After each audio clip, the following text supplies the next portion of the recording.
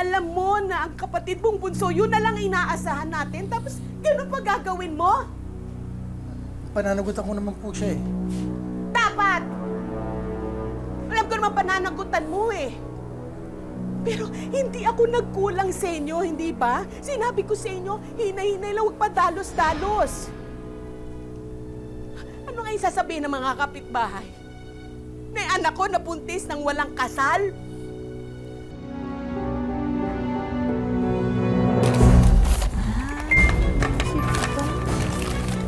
Meron ba?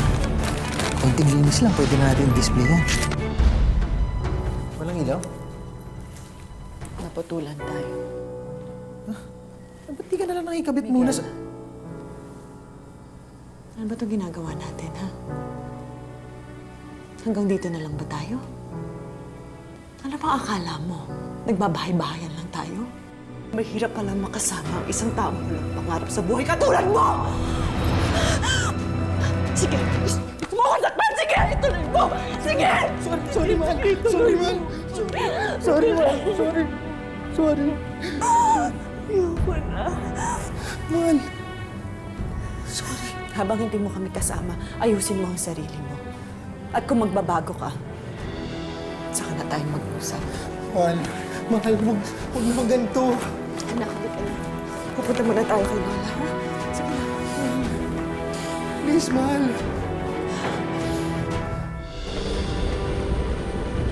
Angel Chan. So, kayos, Teo? Hoy, Jerome, ha? Ate ko to. Huwag mo itong isasama sa listahan ng mga girlfriend mo, ha?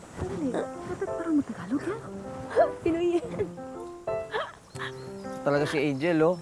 Alam mo, baka mamaya maniwala yan sa'yo. Sa halip na magkagusto yan sa akin, ma-turn off. Hi. Pinoy nga nagtatagalog, eh. Pinoy. Saka bolero.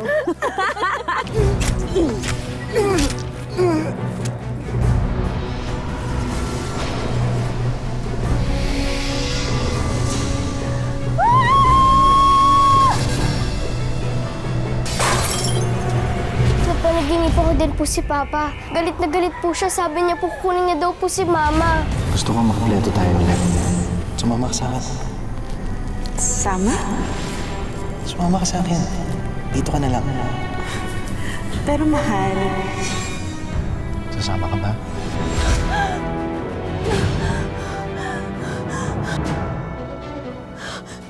Ariela? Ariela! Ariela!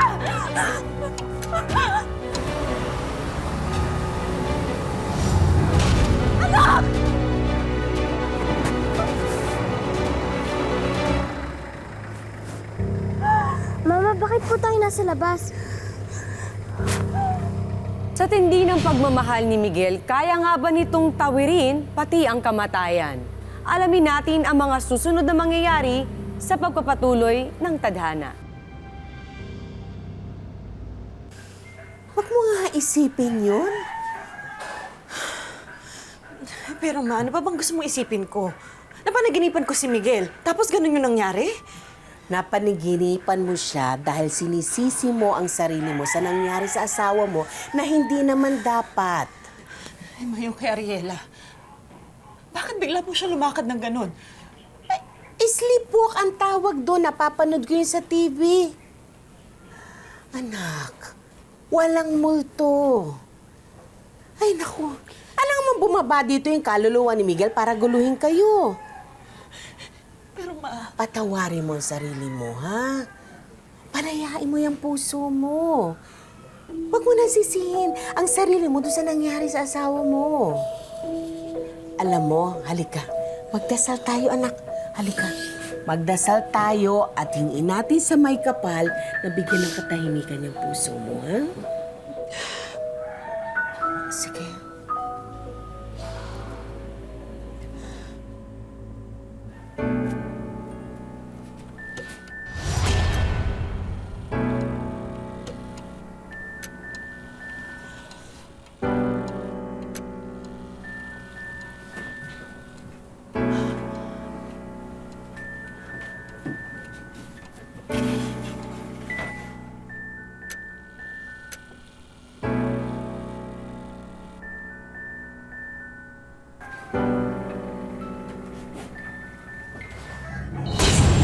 na siya. Galit na galit. Pakisabi naman ho sa kanya na huwag niya na kaming guluhin. Bigyan niya na kami ng katahimikan.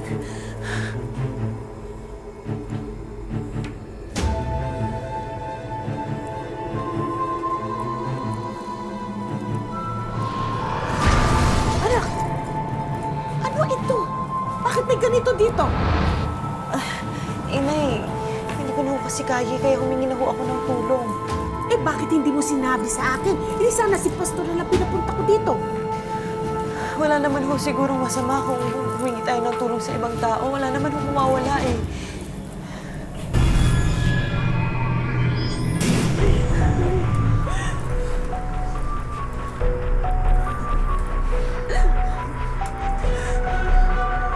Dito ang kanyang memorya.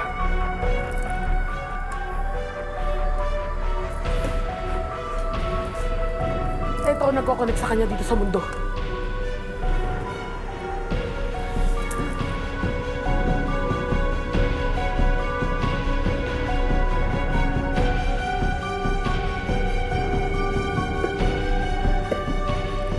Hindi ka na niya gagambalain pa. Nandito na siya. Dadaling ko to at ako muna ang magtatago.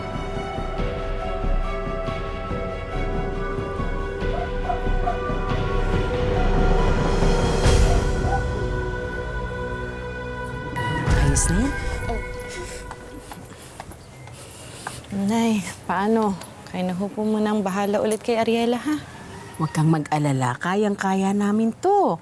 Kasama namin ang Panginoon. Teka muna, alam ba ng kapatid mo na ngayon ang balik mo? Ay, opo. Susundin daw po niya ako sa airport pagdating ko sa Japan. Kamusta mo ko sa kanya, ha? Sabihin mo, miss na miss ko na siya. Paano, anak, ha? Alis muna si Mama. Huwag kang pasaway kay Lola, ha? Lagi kang magiging mabait, tsaka lagi mong papakinggan si Lola, ha? Opo, Mama. Mama, kailan po yung balik niyo? Hindi ko pa alam, eh. Pero kailangan kasi magtrabaho ni Mama para mabili ko lahat ng gusto mo. Okay? Okay po.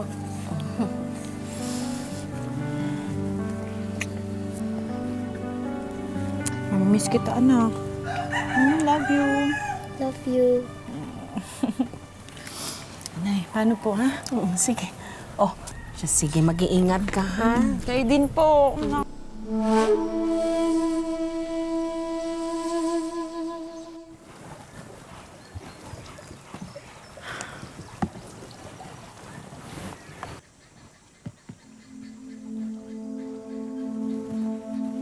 Huwag mo na kasing isipin yon.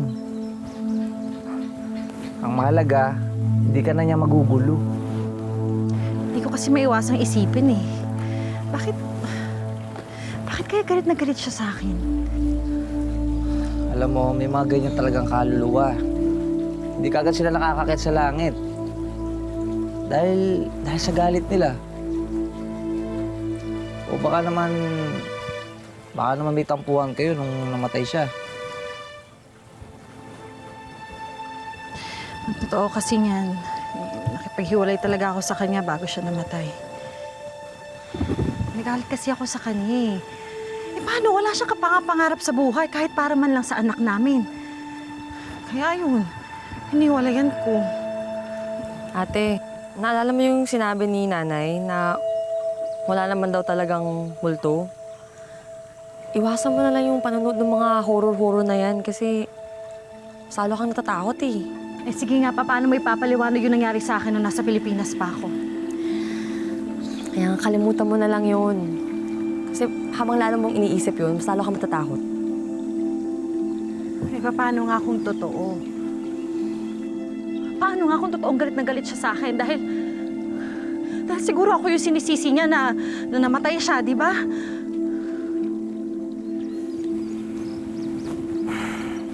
Alam mo, hindi mo naman kasi hawak ang kapalaran ng isang tao eh. Danica, aksidente ang nangyari sa pagkamatay niya. Sa lahat ng nangyayari, may mga dahilan yun. Huwag mo na isipin yun. Okay? Ang mahalaga, okay kayo ngayon ng anak mo.